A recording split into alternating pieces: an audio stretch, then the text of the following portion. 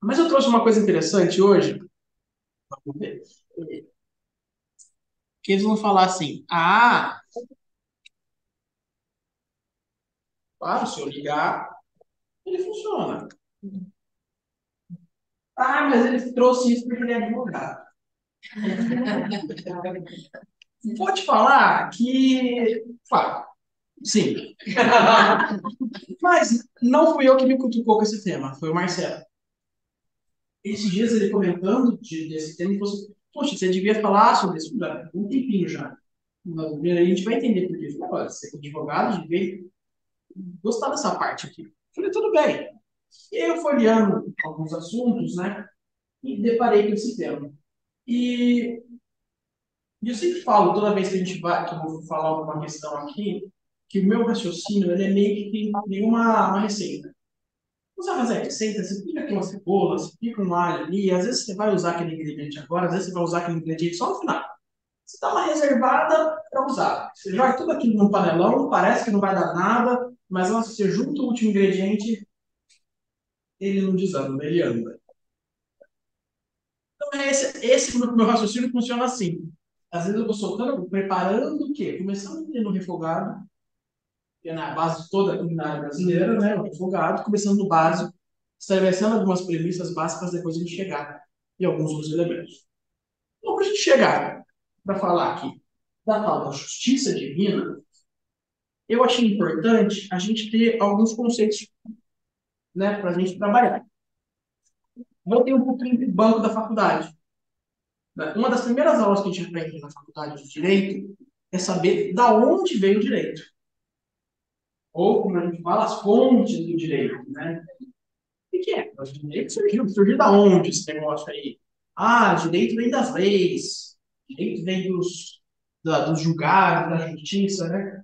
Sim, e também dos costumes, de como que as pessoas se relacionam. Afinal, o direito vem da onde? Da sociedade. Não veio de Marte, não veio de outro lugar. Então, uma das coisas que a gente mais aprende, primeiro aprende na faculdade, é descobrir justamente de onde vem o direito. E aí, de onde vocês acham que vem, qual é a origem, a fonte da justiça divina? É uma dica, eu não vou nem dar dica, porque tá meio óbvio ali, mas. É nome, né? Da onde vem a fonte da justiça divina? De Deus. Do divino. Do divino. Por quê? Porque só algo que tivesse uma inteligência suprema, e aí eu vou falar, vou inverter para ficar melhor. Aquele que tem a suprema inteligência, eu falo supremo, é aquele que é o mais. Nada no universo inteiro é mais inteligente que Deus. E a inteligência dele é infinita, porque tudo em Deus é infinito. Então, só uma coisa que fosse, que viesse da perfeição, é que poderia ser chamada de justiça divina. Uma coisa que é tão importante assim, só poderia ter vindo de Deus. Vamos imaginar que, por suposto, que Deus delegasse para o Luiz cuidar da justiça divina. Ou que ele deixasse para o Guilherme, melhor. Para o Guilherme fazer o quê? Cuidar da justiça divina. Por mais que por isso, por mais que eu admire muito o Guilherme, que eu acredito muito na sua ponderância, na sua prudência, eu não tenho certeza, por exemplo, se ele vai ser parcial quando ele tiver que montar uma regra entre palmeirense e corintiano. É difícil. Percebam, gente, que apesar do exemplo ser bobo,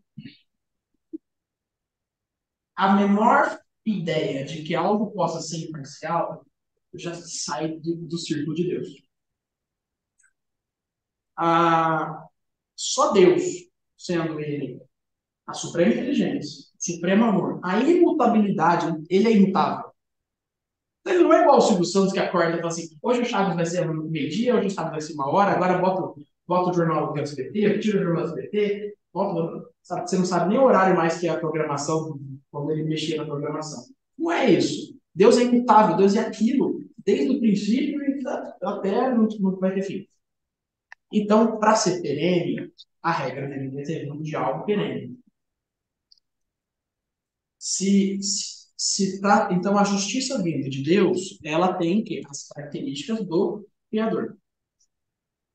Até aqui tudo bem? Então, ó, a justiça divina vem de Deus e, assim como Deus, carrega as suas características. Percebe que Deus, quando ele fala que ele é o puro amor, ele é o maior amor, está dizendo que foi o Renato trouxe aqui numa palestra esses dias. Ele falou: vocês têm noção que Deus ama todo mundo igual? Parece ser meio óbvio, né? Ah, não, Deus ama todo mundo igual. Então, entendi. Não, você entendeu mesmo. Deus ama todo mundo igual. Não, entendi. Entendi que ele ama a Lucila, ele ama a Andréia, tudo igual. Aqui não tem diferença, não. Deus ama da mesma forma, do mesmo tamanho, Jesus e Hitler.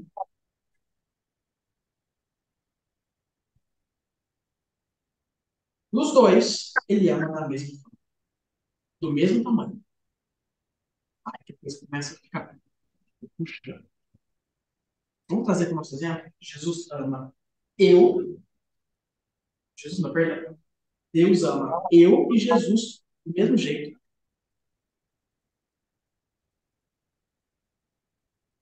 Eu acho que tem um microfone aberto.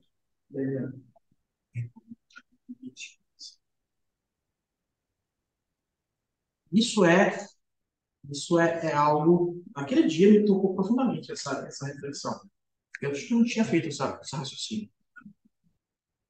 E amar não significa tratar todo mundo igual.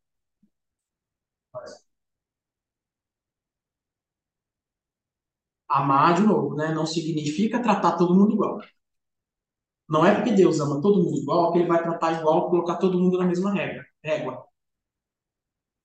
Amar significa dar as mesmas condições para que todos os filhos cheguem no mesmo lugar. Ele vai dar igual condições.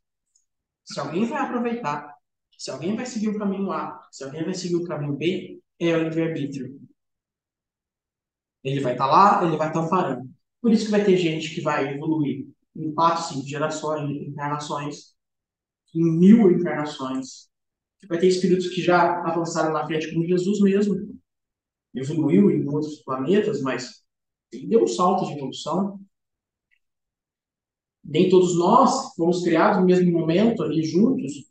Então, tem gente que está um pouco mais adiantada em tempo de encarnação, mas pode não estar tão adiantado em tempo de evolução. Cada um tem o seu tempo. Deus entende isso e ele dá as mesmas condições. Se ele tratasse todo mundo igual, seria injusto. Ele entende as nossas desigualdades para conseguir equilibrar e dar as mesmas condições. Eu estou falando tudo isso por quê? Porque a justiça divina tem essas características. Se Deus tem essas características, a justiça divina também tem. Mas quando a gente fala em justiça, a gente tem que pensar um pouquinho do nosso conceito de justiça. Então, de origem de Deus, o nosso conceito de justiça. Por quê? Por que eu preciso pensar no nosso conceito? Porque provavelmente ele está errado. Quando a gente fala de justiça, talvez seja um pouquinho difícil a gente conceituar, a gente nem precisa estar trazendo esse conceito aqui, mas logo vem na nossa cabeça, né, frases como que seja feita a justiça, que a justiça seja feita. Agora a justiça foi feita. E normalmente essas frases vêm acompanhadas de agora ele foi punido. Agora ele foi preso. Se o mulher fala assim, olha, aquele que ali roubou, aconteceu alguma coisa, mas não aconteceu, não foi preso e está aí livremente, você fala, não teve justiça. Olha o nosso conceito.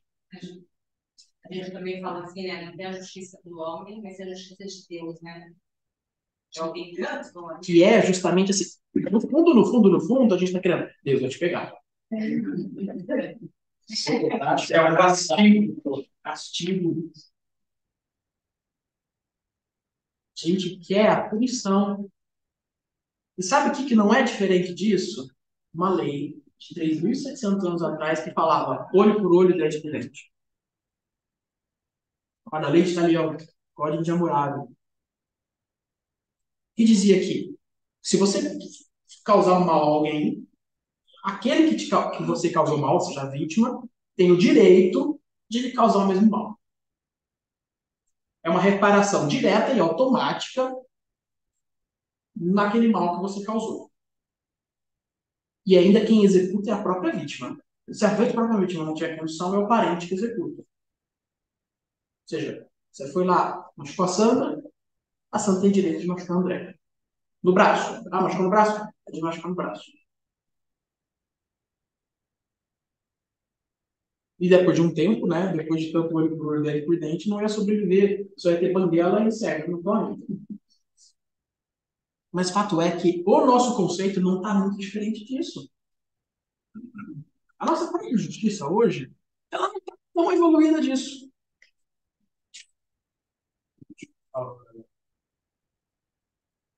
Exato. Ainda bem que os slides não são tão autoexplicativos.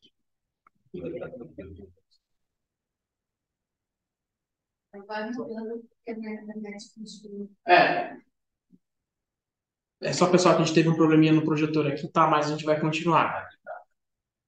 Ele está esquentando. A lâmpada, quando esquenta muito, ele desliga para não queimar a lâmpada. Mas por que é importante a nossa justiça, por exemplo, hoje?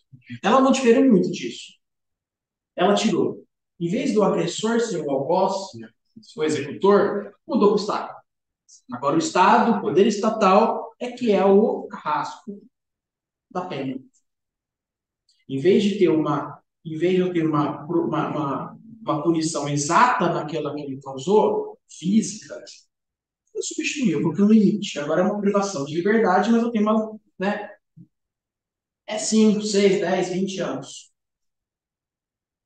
Mas eu não estou aqui para criticar o nosso sistema. Eu só estou aqui, não é espaço, não tenho nem domínio para falar sobre isso.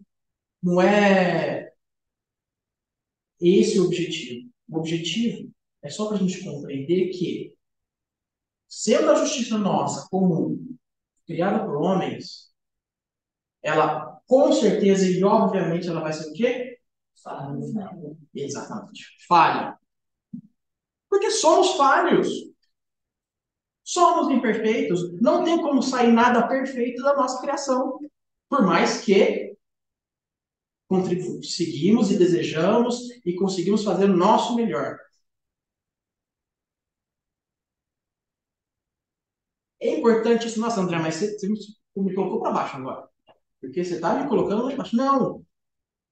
Isso é importante para a gente saber o nosso ponto de partida. Sabe quando a gente está perdido no shopping? E aí a gente procura aqueles totens que tem aqueles mapas gigantescos?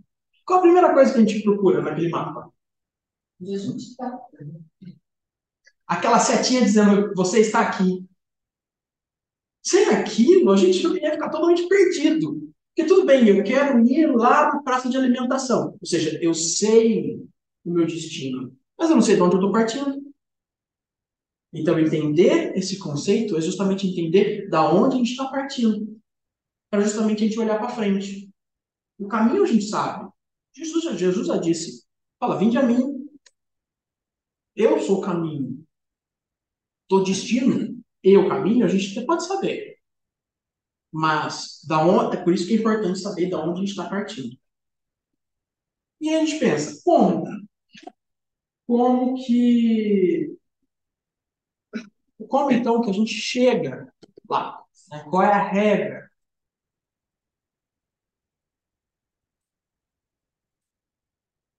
E aí nós, aqui da doutrina espírita, temos a felicidade, ou o peso, de termos, dentre a nossa codificação básica, um livro que não é dos mais famosos. Talvez assim, porque os mais estudados são o Evangelho e o Livro dos Espíritos, e é um livro chamado O Céu e o Inferno. O Céu e o Inferno é o quarto livro escrito por Kardec. tá? Que foi, na verdade, compilado. Esse também tem muita coisa escrita por ele. Que ele traz, numa primeira parte, a análise crítica dele, depois de ter escrito o Livro dos Espíritos, né, e organizado o Livro dos Espíritos, codificado, depois de ter escrito o Evangelho, depois de ter escrito o Livro dos Médiuns, é que ele escreveu esse, o quarto. Depois veio a Gênesis, por último. É que ele teve condições, depois de ter aprendido tudo, que ele teve condições de olhar situações críticas da doutrina católica. Então, essa primeira parte é análise crítica de fatos como inferno, céu, anjo, demônio, penas. E a segunda parte são relatos de espíritos que se comunicaram nas reuniões mediúnicas da Sociedade Parisiense de Estudos Espíritas, trazendo exemplos de como eles estavam ali lidando com essas justiça divina. E o curioso é que talvez o céu e o inferno, ele, eu não vou falar certeza porque eu não olhei todos os livros espíritas já escritos no meu mundo, mas eu posso afirmar com certeza que provavelmente ele tem um dos maiores títulos de todos os livros já existentes. Essa aqui é a capa da primeira edição. Não dá para ver aqui, mas tudo isso daqui é o título. É aqui, ó. Daqui até aqui. Né? Para quem está na internet, até o para Allan Kardec é o título. E o que é o título dele? Fala, Céu e Inferno, ou A Justiça Divina segundo o Espiritismo, contendo exame comparado das doutrinas sobre a passagem da vida corporal à vida espiritual, sobre as penalidades e recompensas futuras, sobre os anjos e demônios, sobre as penas e etc., seguido de numerosos exemplos acerca da situação real da alma durante e depois da morte. Sim, tudo isso é um título. É bem cara de trabalho acadêmico, né? Científico, trabalho científico. Então, mas é mesmo. De todos eles, eu acho que ele é o que mais tem essa cara de esse formato de trabalho acadêmico, porque Kardec era um cientista, era um acadêmico. E o que importa para a gente hoje é um capítulo 7, que ele fala as penas futuras segundo o Espiritismo, que divide entre a carne fraca, princípios da doutrina espírita sobre as penas futuras e o meu favorito, o Código Penal da Vida Futura. Entenderam aqui por que o advogado quis falar sobre isso? Né? E eu nem sou penalista. E a gente tem 3 aqui, né? Pelo menos que eu sei. Que estão assim, ó, pensando aqui, ó. E lá, dentro desse Código Penal da Vida Futura, ele elenca ali pelo menos uns 18 artigos do como seria este Código Penal. E vou te perguntar uma coisa. O Código Penal ele foi feito para o nosso aqui. Ele foi feito para quê?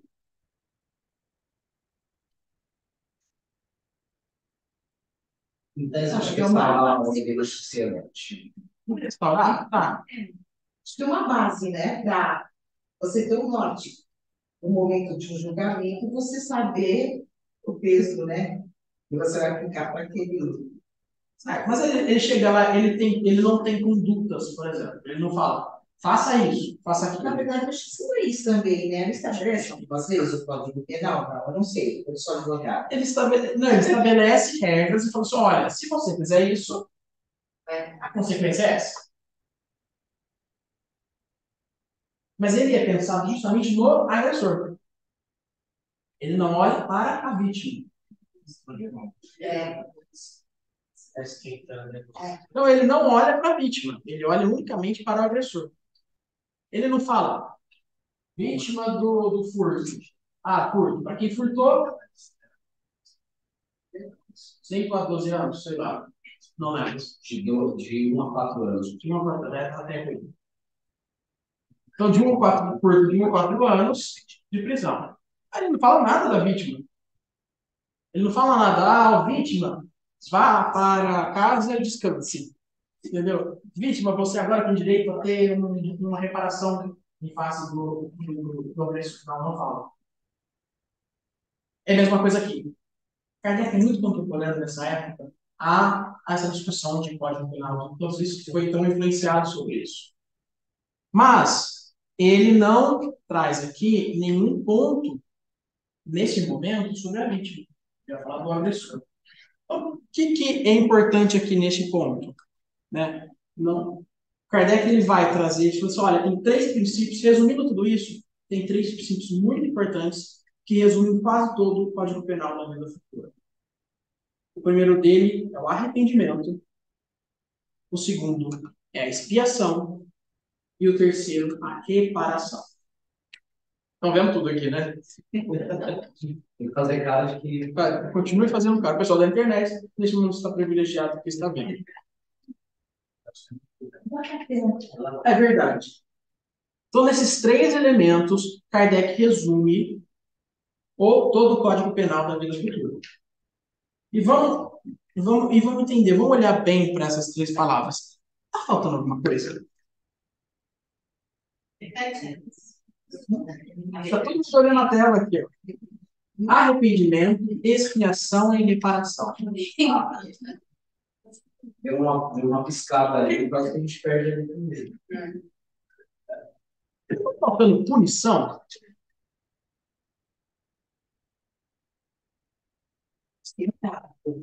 Não está faltando retaliação? Eu acho que não cabe. Não cabe, né? Não cabe, né? Não cabe na justiça divina a punição.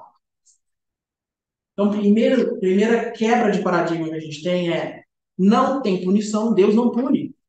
Deus não faz retaliação. O que ele faz o que acontece com a gente é consequência dos nossos próprios atos. Deus só mantém as coisas equilibradas. E aí o primeiro que está ali, não necessariamente na ordem, né? Não necessariamente nessa ordem que as coisas precisam acontecer, mas vamos falar do primeiro, que é o arrependimento.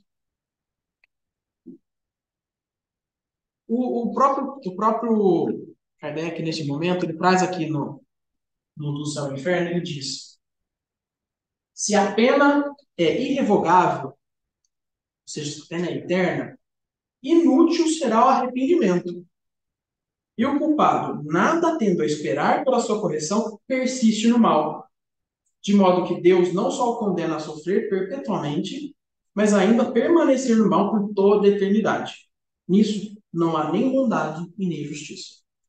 Então, outra quebra de paradigma. Não há penas eternas sobre a concepção do Espiritismo. Dessa forma, não há o inferno na concepção, por exemplo, católica. A danação eterna. Se você cometeu um erro, você está julgado e condenado e pronto, acabou. Primeiro que não é lógico, não é justo a justiça aí, né? E não é bondoso. Então, o arrependimento nada serviria nessas circunstâncias. Para que eu vou me arrepender se eu não tenho futuro? Se eu não tenho nada a que esperar daqui para frente? Eu não vou me arrepender. O mal ganhou. Pronto, acabou. Se não tiver esperança de pessoa de melhorar, a pessoa vai melhorar para quê? Né? E aí a punição, se ela seria, digamos assim, uma algema, uma corrente que prende a gente, até, né, se a gente pensar em punições no passado, pessoas presas em correntes, se a gente encarar a punição como uma corrente, o arrependimento ele é libertador. O arrependimento ele nos liberta daquele estado que a gente estava. Ele não é tudo. O arrependimento não é tudo.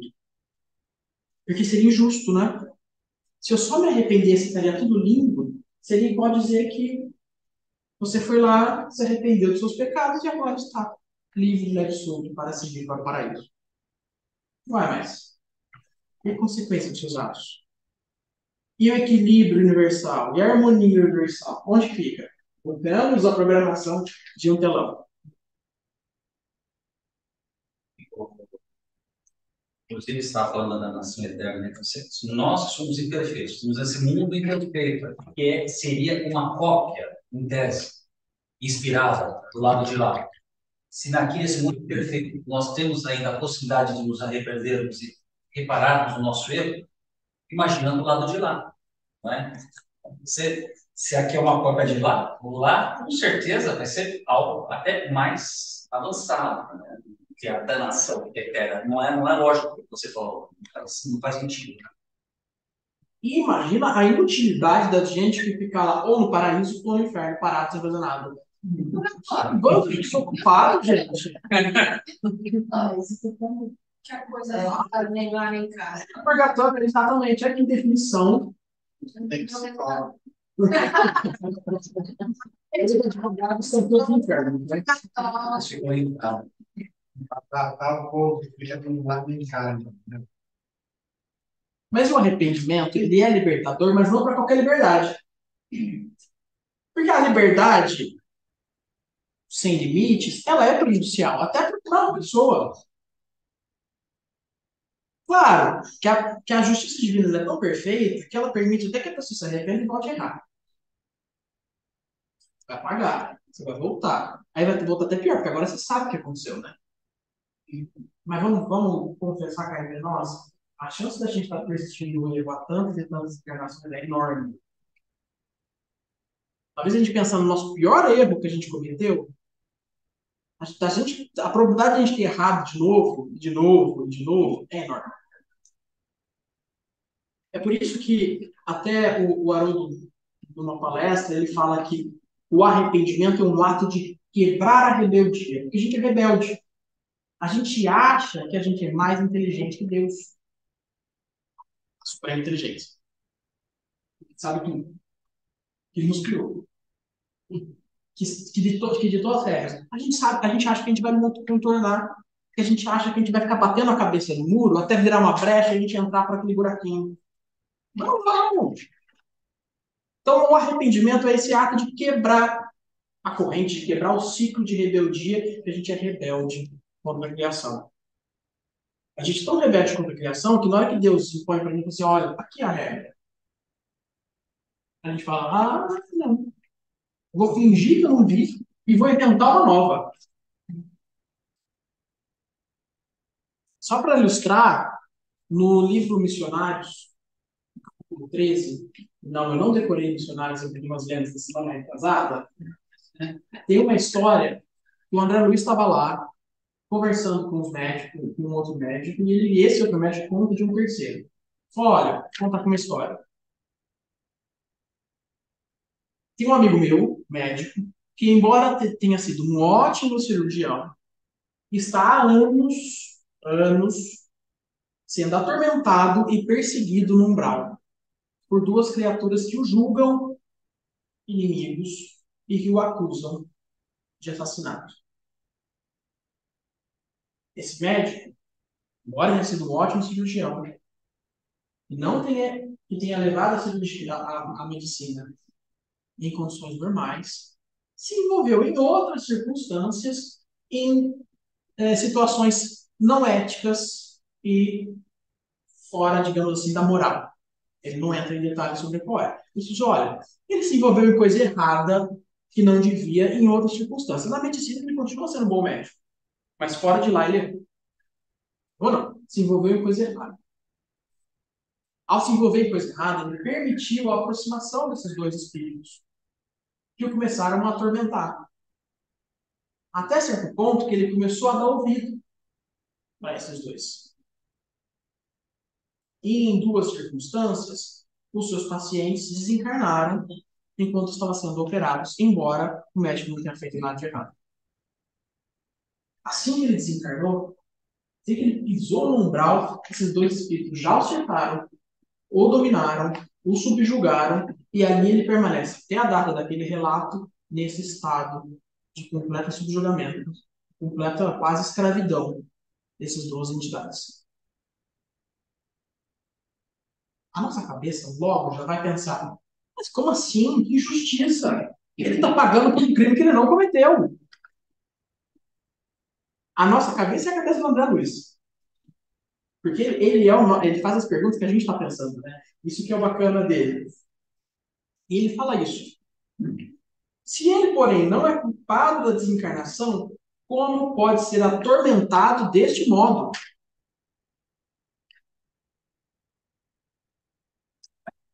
E aí o espírito fala para ele: olha, ele não é culpado aqui, mas ele sente culpa de outras coisas.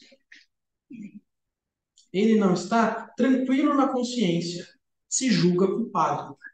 Perante a justiça divina, ele não resgata crimes inexistentes, mas repara certas falhas e aprende melhor a conhecer a si mesmo.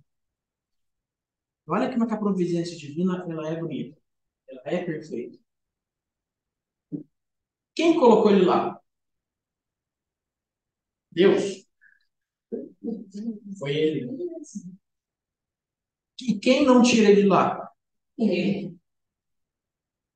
Ele está sendo acusado de alguma coisa ali? Não, ele só está acreditando nas coisas que ele está falando. Tudo bem que a consciência dele não está tranquila, e a consciência dele não estando tranquila permite esses pensamentos, mas se ele se arrependesse daqueles atos, certamente ele conseguiria sair daquele status. Culpa dele. A culpa dele é o que ele prende ali. O que ele prende ali não são os outros. Um castigo ou uma punição. O que ele prende ali é a ausência de compreensão das suas falhas e a ausência de arrependimento.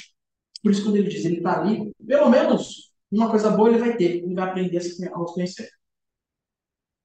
Quando ele se autoconhecer, ele compreender suas falhas, aí que ele vai conseguir dar o próximo passo. É por isso que a gente tem que exercitar, né, esse autoconhecimento aqui, né?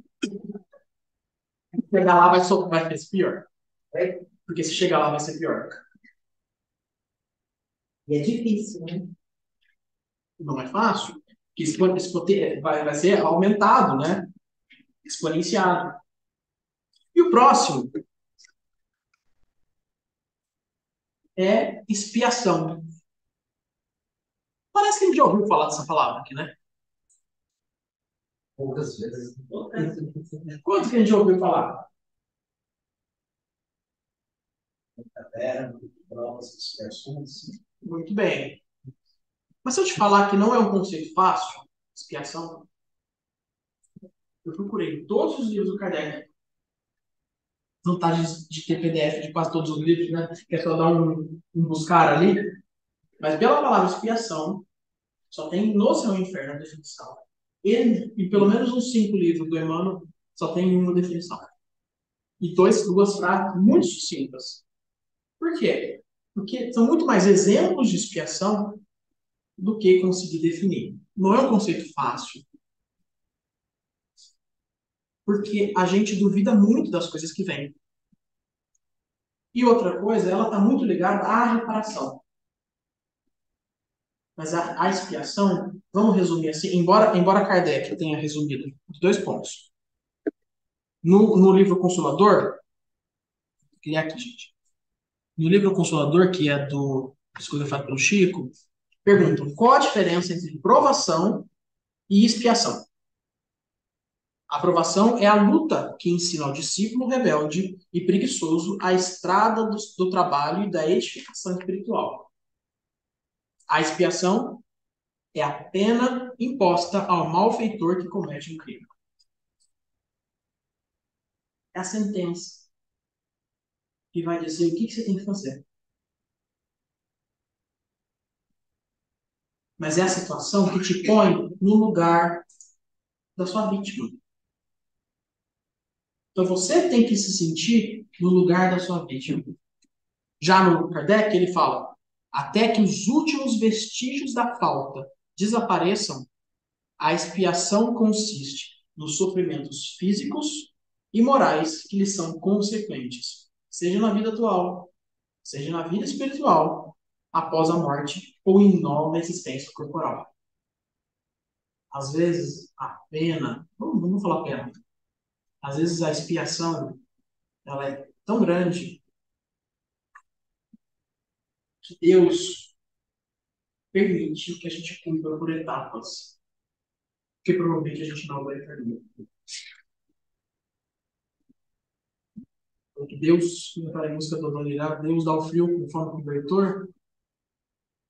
Deus sabe quando a expiação vem, a prova vem, e fala, tá vendo? Eu sei que você é velho. Que quando O fardo é sempre do tamanho do peso que a gente pode carregar. exatamente. Nunca é maior. E a benevolência de Deus, porque assim, não foi ele que impôs essa meta, não veio de um externo, veio de nós. E vou te dizer que é uma das razões que eu não gosto nem de pensar em que eu possa ter feito no passado. Porque talvez eu tenha descoberto que eu fiz alguma coisa muito errada, eu não sei se eu aguento. Eu não sei se eu aguento o remorso, a culpa, né? Como é que você lida? Imagina que você descobre, por exemplo, que a sua mãe lhe assassinou. Ou ao contrário. Ou ao contrário. Como é que fica a sua relação a partir de agora? Se foi a culpa que colocou aquele médico, que não tinha culpa naquele caso específico, dos dois, colocou no grau, imagina o que faria com você.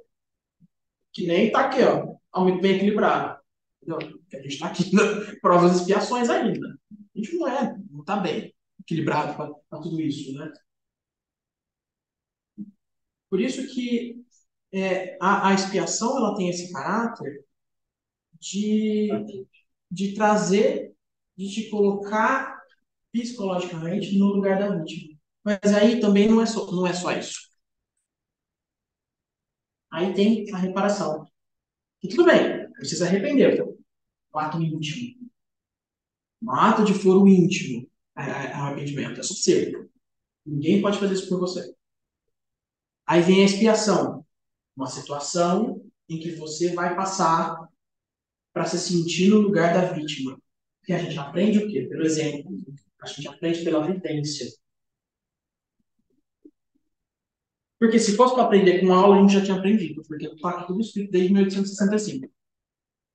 Isso, assim, está escrito pelo Kardec, porque tem coisa que já está desde os 10 mandamentos. Não matarás, está lá. Não roubarás. Não, está tudo ali. Depois veio Jesus, tentando dar um pouquinho, uma melhorada na situação. Vieram outros profetas, né? Criaram outras religiões para também dar uma digerida melhor na coisa. Veio o Espiritismo para.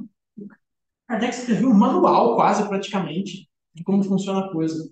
Se fosse de aula, se fosse de palestra, né? Se fosse de leitura, talvez a gente estaria, espero que esteja. Né? Espero que tudo isso sirva para alguma coisa, né, gente? Mas se a gente não absorver, se a gente não transformar isso em exemplo, em ação, a gente não evolui. E é por isso que só arrependimento não basta. Só a expiação não basta, a gente precisa sentir. Agora a gente tem o quê? Que reparar. A gente tem que reparar o mal que a gente causou. Que é nossa, faz parte da gente contribuir com isso. O próprio Kardec ele diz assim, lá no Céu e Inferno. O arrependimento. Não, perdão. Ah, não, tá certo. O arrependimento suaviza os traços da expiação, abrindo pela esperança o caminho da reabilitação. Só a reparação, contudo, pode anular o efeito destruindo a causa. Ou seja, tem o arrependimento, tem a expiação, mas só a reparação é que completa o ciclo. A reparação consiste em fazer o bem àqueles que havia se feito, àqueles a quem se havia feito mal. Ou seja, arrependimento é uma questão de foro íntimo. A expiação é se colocar naquela situação para sentir aquilo e sentir que aquilo vai te engrandecer. Agora, a reparação é um ato, é uma ação, é algo que você tem que fazer para poder melhorar. Então, se é uma ação, tem uma história aqui, voltamos ao telão. E o Emmanuel, ele traz no livro da Esperança, que é um psicografado por Chico, ele traz um exemplo que é brilhante. Fala, imaginemos que a criação é como se fosse um condomínio. Um condomínio perfeito. Que Deus que construiu e que Deus mora lá. E você mora lá junto com Deus. Deus é teu vizinho. E o síndico.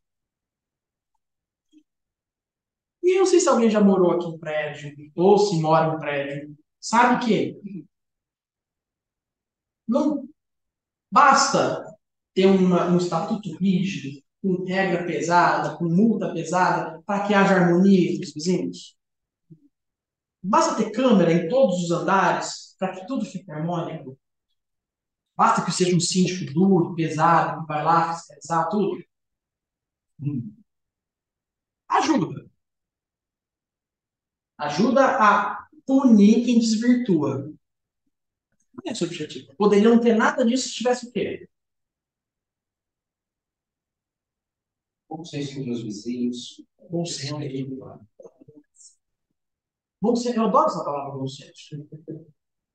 Agora, no 90 não. Mas assim, 50% dos problemas se resolve pelo bom senso. Se a gente parasse um pouco e falasse, não, bom senso está me falando que eu não deveria fazer isso. Normalmente está certo. Então, tem uma coisa que não te contaram, não contaram pra gente da criação. Estão preparados? Deus conta com a gente para que o condomínio funcione. Deus está contando que a gente faça o mínimo para manter a harmonia do universo. Nós somos parte importante e essencial na construção da harmonia universal.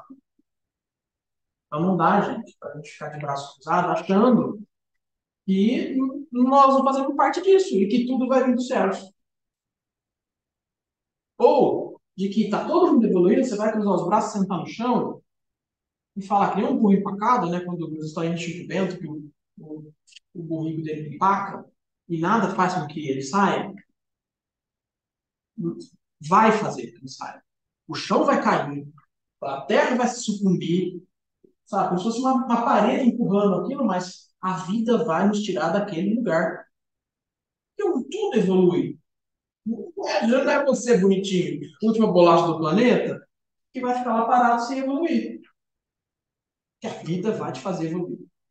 Mais interessante disso que a gente às vezes repete é que ele nos deu as ferramentas para descobrir isso que você está falando.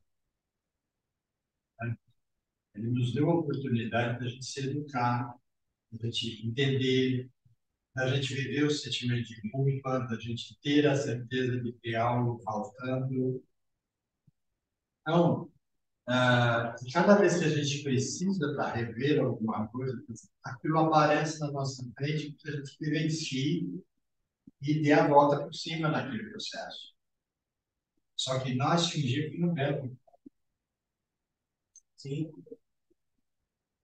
A gente fala assim, nossa, Deus, manda um sinal. Ele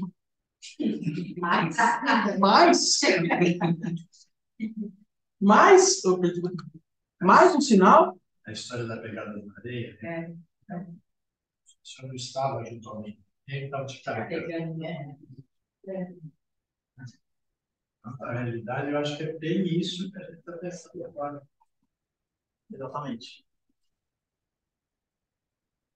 E aí o Emmanuel completa aqui nessa frase, quando ele fala do condomínio, ele fala assim, olha, as leis de Deus protegem a casa.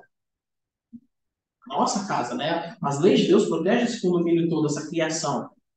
No entanto, se o morador não a protege, as mesmas leis de Deus, com o tempo, transformam a casa em ruína. Até que apareça alguém com suficiente compreensão do próprio dever que se propõe a reconstruí-la e habitá-la com respeito e segurança. Justamente, tudo esse ponto que o Luiz falou. Se a gente não ficar parado, se a gente ficar parado, se a gente se recusar a evoluir, se a gente pensar só em nós mesmos, a vida vai nos fazer seguir para frente. Porque nós sabemos, a gente não pode falar que a gente sabia. Só que vai doer muito mais. A gente vai andar, vai seguir para frente, mas vai doer. Porque não é fácil ser arrancado, né? Não é fácil você criou tanta raiz que você quase virou uma árvore ali no chão. Não, teve uma novela que passou na Globo que o Tarcísio Meira ele criou raízes, assim, era uma. Era do São Francisco, assim, eu lembro de assistir poucos capítulos e eu achei muito bonita essa cena de que ele foi criando raízes, assim, até se ficar fincado na casa. E aí, gente, a gente chega no.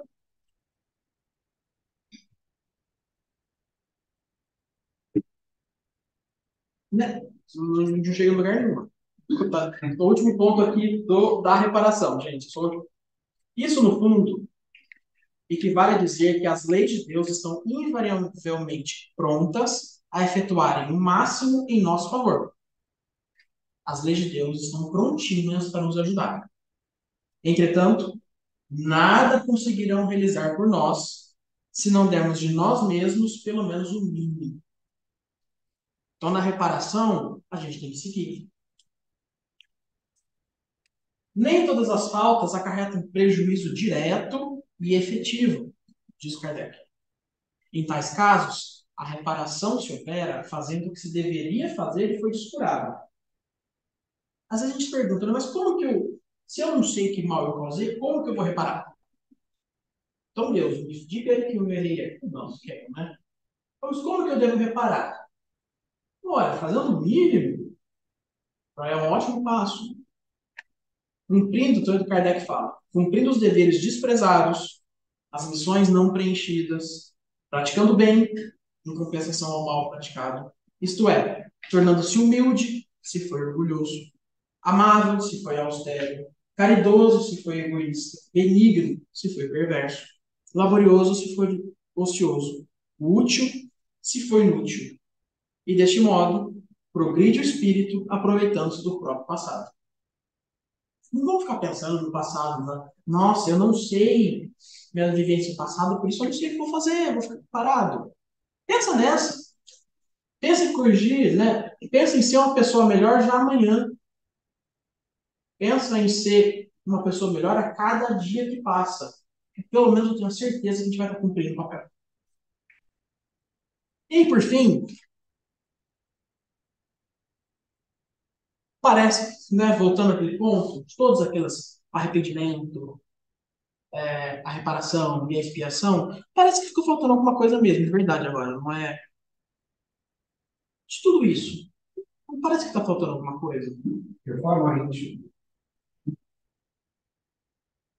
Boas fases. Ah, mas a reforma íntima está na expiação. Quer dizer, tudo isso, se você se reformar, você se arrepende, você se expia e você repara. Alguém pensou em perdão? Onde fica o perdão em toda essa história? A gente não falou de perdão até agora. Por quê? Lembra que eu falei? Eu esqueço, gente. Não temos telão. Lembra que eu falei que o Código Penal da vida futura era pensado em corrigir o agressor? Vamos dizer aqui que chega uma pessoa e vem e bate no André. Aí vai lá e bate na André e a André vem e fala: me perdoa. Cara, te perdoa. E sai. Ué, não tá errado isso? A vítima pediu perdão? Ao contrário. Só que o perdão quem pode dar é a vítima.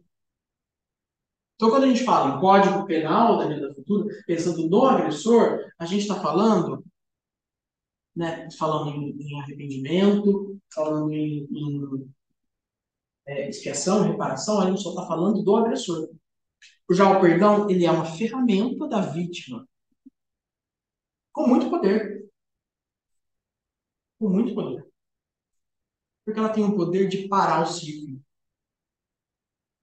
Porque hoje a gente pode estar numa situação de vítima, mas quantas vezes a gente já não teve uma situação de agressor?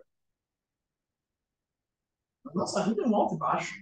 Hora a gente está em cima, a gente está no chão, hora a gente está em cima, a gente está no chão. Quebrar esse ciclo. Quantos ciclos de violência e de vingança são perpetuados por séculos e séculos de encarnações? Né? Porque um me agrediu, agora eu vou agredir, agora você me agrediu, agora eu vou te agredir. E isso vira um ciclo. E como que quebra? Com perdão, com arrependimento. Arrependimento de um lado, com perdão do outro. Como aquele caso do japonês, né, que foi assassinado, o bandido pediu de perdão ao pai dele, né? E o pai perdoou de coração. Mas é muito difícil, né? Tem que estar muito evoluído para perdoar o assassino do filho. Tem. Tem, e com certeza, para o algoz, para o agressor, é importante. Mas não está lá na regra. Lembra da historinha do André Luiz? Ele tinha o perdão das vítimas? Falou-se das vítimas lá? Os algozes dele sequer eram as vítimas. As vítimas não estavam nem aí para ele, as que morreram, porque eles sabiam que ele não tinha cometido um erro. Quem tinha que se perdoar lá naquele momento era ele, né? Mas o perdão, do ponto de vista da justiça divina, o perdão é a parte da vítima. Eu posso evoluir sem o perdão do André. Eu vou lá machucar o André, mas eu vou lá, me arrependo. Eu vou lá, espio, sofro o que nem a Andréia sofreu. Reparo o meu mal que eu causei para ela. Ela até aceita o mal, mas ela não me perdoa ainda. Isso é uma questão dela. Isso faz parte da emoção dela, não Faz parte da evolução dela. Não só a gente pode. E é libertador quando você passa. Exatamente. Né? Lembrando sempre que uma ação, toda ação existe uma reação. A sua agressão a ela, e que ela teria que falar, pode ter vindo de uma ação dela anteriormente. Né? E aí, você, ao pedir perdão, você está dando a chance a ela refletir para o processo e perdoar. Por isso é muito difícil a gente olhar para essas situações de expiação, de reparação, e botar uma regra. Ah, é. Todo mundo que nasce com bronquite é porque fumou na vida passada. Não, gente, não dá para ter essas definições de regras. Não dá, porque certamente a gente vai errar. Morreu no Vesúvio. Como se fosse tivesse uma erupção vulcânica só no planeta Terra, né? Não dá, a gente vai errar. A gente vai. Por quê? Nós não sabemos o nível e nunca é 180. Nunca é só eu, nunca é só a Andrea, nesse exemplo. Às vezes nem é uma relação minha e dela, da família inteira. Né? Como o Luiz falou, o processo do perdão faz parte da evolução dela. Né? Ele falou, já o arrependimento faz parte do meu processo. Ambos podem estar espiando situações idênticas. Nós não vamos saber. A gente tem o dever aqui é de olhar para frente e seguir adiante. Só termino aqui com uma frase do Chico. Eu ia falar de um exemplo, mas tá, é adiantado o horário. E aí não vou falar do exemplo, vou falar, assistam um documentário que está no Star Plus, do Chico Xavier, que saiu essa semana. 6 episódios, tá? É bem legal. 6 episódios, cada um de 1 hora, falando de relatos, de depoimentos. E lá, no segundo que faço com mães, tem o depoimento de uma mãe que, assim, que eu fiquei bem impactado com o depoimento que eu ia trazer, mas está super adiantado. Mas eu vou deixar aqui uma frase do Emmanuel, que foi Chico que psicografou, que eu achei num artigo na internet. Eu tive que procurar muito para achar o original, para confirmar, porque eu sempre confirmo, né? E até eu trouxe aqui que ele é um print de uma revista de 1962, revista O Reformador. Ele fala: o Criador está igualmente na criação. Diante do nevoeiro, não condene as trevas. Acende a luz do serviço e espera por Deus. O Criador tem tudo. Não vamos se revoltar a cada mal que apareça. Vamos fazer a nossa parte, né? Acender a nossa luz do serviço e esperar pela providência divina, porque certamente ela virá. Para isso, eu tinha para passar para a gente aqui hoje. Desculpe pelo um pouquinho adiantado do horário. Deu uma corridinha aqui para evoluir. Cortei uns 3 exemplos, mas deu certo, gente. Obrigado.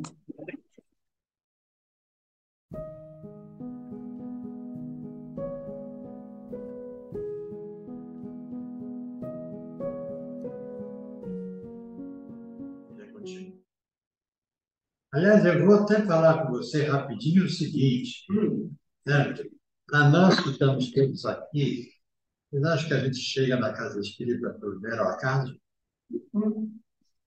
Hã? Nós viemos aqui para aprender alguma coisa, não foi? Não tenho dúvida. Nós viemos aqui para poder olhar um para a cara do outro e começar a dizer: "Psh". Hã? O André fala menos mais baixo que eu, vocês não brigam com ele. Mas pararam para pensar no assunto? Bateu na porta, entrou aqui, de repente olhou para a cara da gente aqui, descobriu que nós somos médicos.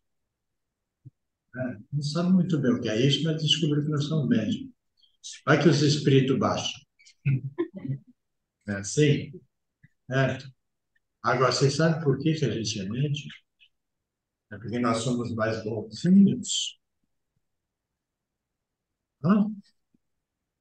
É porque nós somos santinhos. É isso, Eduardo? Claro.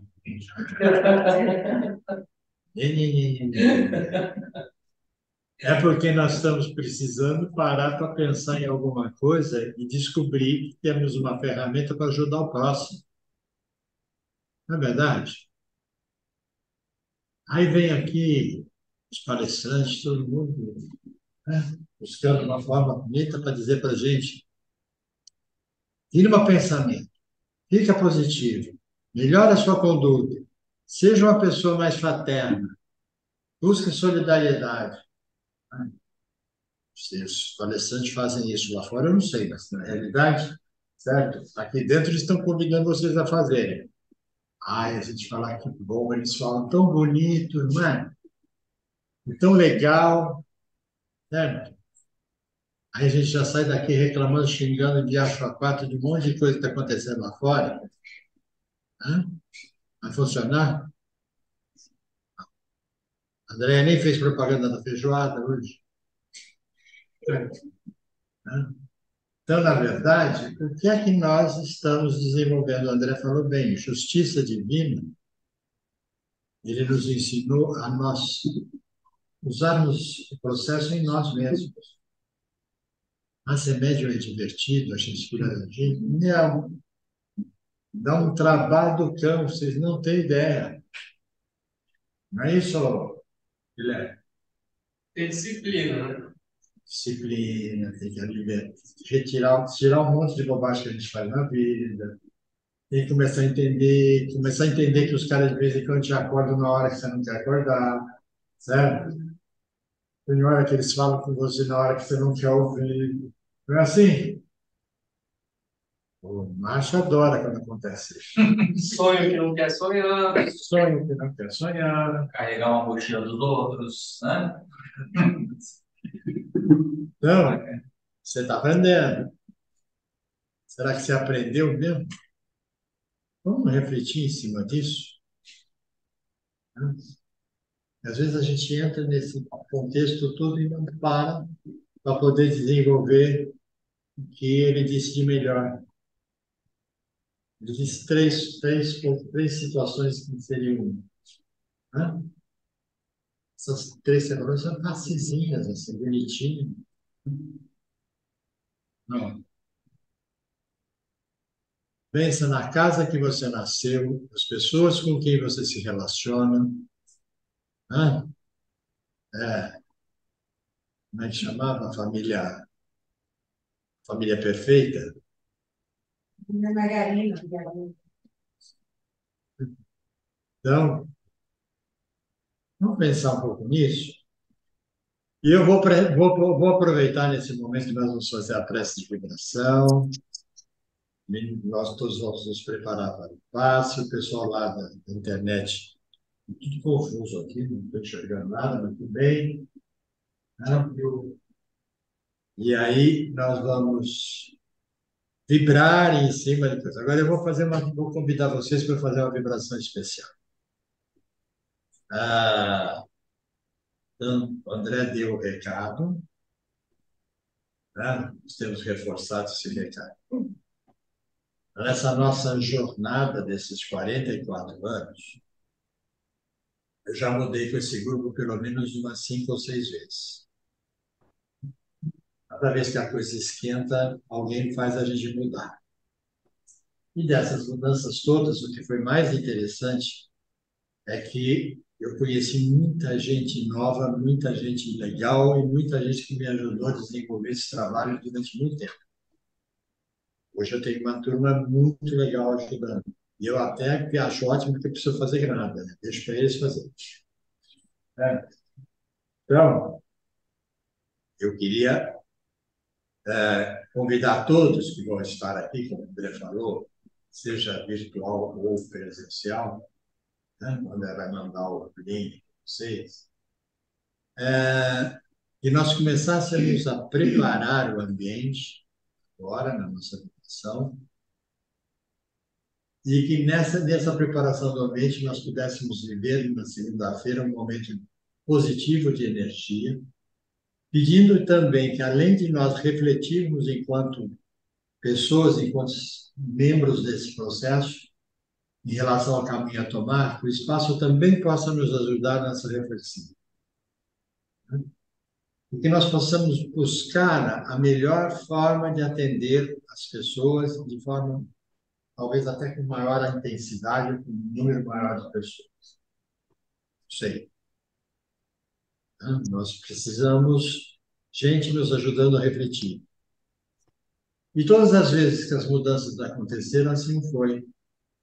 Eu me lembro de ter vivido várias dessas reuniões desde o dia que o grupo saiu da casa dos meus pais, né? E até o dia que chegou aqui. Então, foram 44 anos de luta nessa história. Muita coisa construiu. Eu até acho que tem bastante gente que gosta do Caritas. Eu não acho que todo mundo tem raiva disso, né? E eu espero que quem gosta do Caritas venha ajudar a gente a vibrar junto para poder abrir esse caminho. Então, o Guilherme vai botar o somzinho para funcionar, a gente tem musiquinha de fundo, né? O Márcio vai, antes de dormir, apagar a luz aqui, por favor. A Célia também. Muito bem. Nós todos vamos nos tranquilizar e a primeira coisa que a gente vai fazer é respirar. Sabe aquela respirada que vocês costumam fazer quando vocês saem de perto do fogão da feijoada? Aquele bafo todo. E aí vocês dão aquela respirada. Pode vir aqui. Vem aqui rezar junto com a gente. Coitadinho, botando no chão. Um banquinho ali, ó.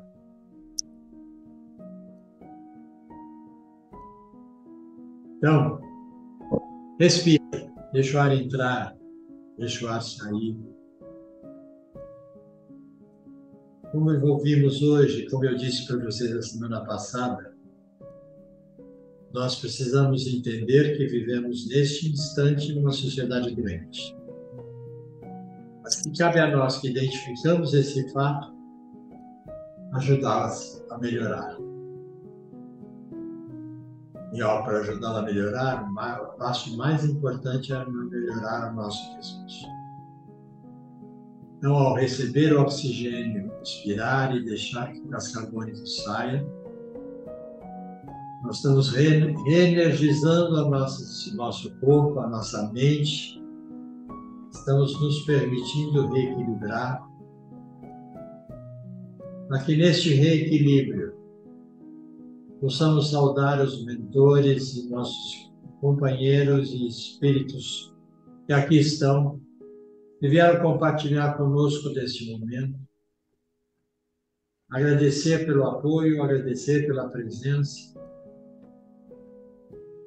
Vamos agradecer a todas as orientações e intuições que tivemos e toda a sensibilidade que pudemos desenvolver.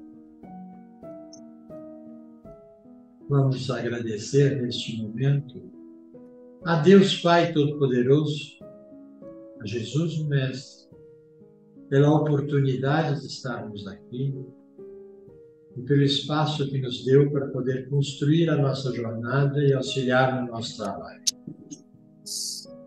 Obrigado, Senhor. Obrigado por mais esse momento, obrigado por mais esse instante de confraternização. E de uma confraternização especial, que é a confraternização que vem de dentro do coração, de confraternização espiritual. Obrigado, Senhor. E nesta vibração, nós vibramos por todo aquele que necessita de apoio moral, espiritual ou físico, onde quer que esteja. Vibramos pelos nossos familiares, por aqueles que compartilham a nossa jornada. E estamos juntos para aprender a conviver uns com os outros. Que todos eles possam estar recebendo esta mesma energia, essa mesma luz. Vibramos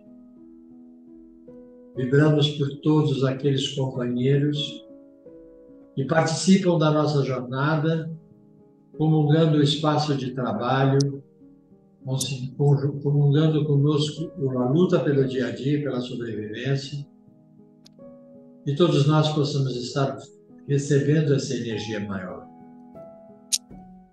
Vibramos pelos nossos amigos, por aqueles que estão todo o tempo ao nosso lado, estão todo o tempo dizendo, vai que você consegue, acredita que você chega lá, e que você faz o mesmo com eles, e que está ao seu lado a cada dia e a cada momento que você precisa, sempre com um alento, uma palavra fraterna, um momento de alegria, e nos auxilia a desenvolver um trabalho de paz, de compreensão, de paciência, para que a gente possa ir vencendo a cada etapa e aprendendo cada vez mais. Vibramos nesse instante por todos os nossos irmãos enfermos, por todos aqueles que padecem de alguma forma de males físicos, de males morais, de males espirituais. Eles possam, nesse instante, estar recebendo a luz necessária através da corrente médica para recuperarem-se e estarem em harmonia. Vibramos, Senhor, por aqueles que estão ao relento, que estão pelas ruas, estão sofrendo as agruras do calor agora, e há pouco tempo atrás sofriam as agruras do frio, sem nenhuma proteção.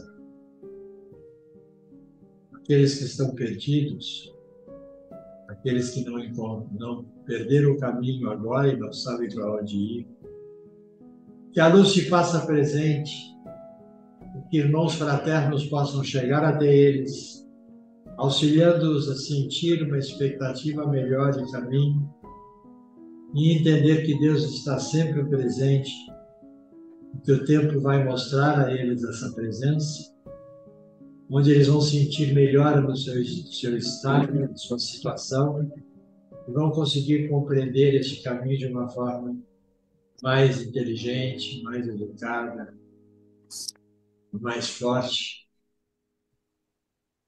Vibramos nesse instante, Mestre, por todos os nossos irmãozinhos que estão nos orfanatos, estão fora de suas famílias, e outras famílias possam acolhê-lo, Que eles possam sentir a vossa presença no amor fraterno. Que eles possam compreender este instante e atravessar esta jornada com a consciência que o amor existe e que eles poderão ser acolhidos. Vibramos neste instante, Mestre, pelos nossos velhinhos, pelos nossos idosos, aonde quer que eles estejam. Que a luz também se faça presente neles, e que eles possam perceber que a jornada lhes ensinou muita coisa, e que eles hoje estão muito mais preparados para enfrentar as novas jornadas e os novos momentos. Que a luz se faça presente. Vibramos neste instante, Mestre, por todos aqueles que frequentam esta casa, presencialmente ou virtualmente, que atuam e trabalham dentro dela, que elas possam estar sendo iluminados, energizados, tranquilizados.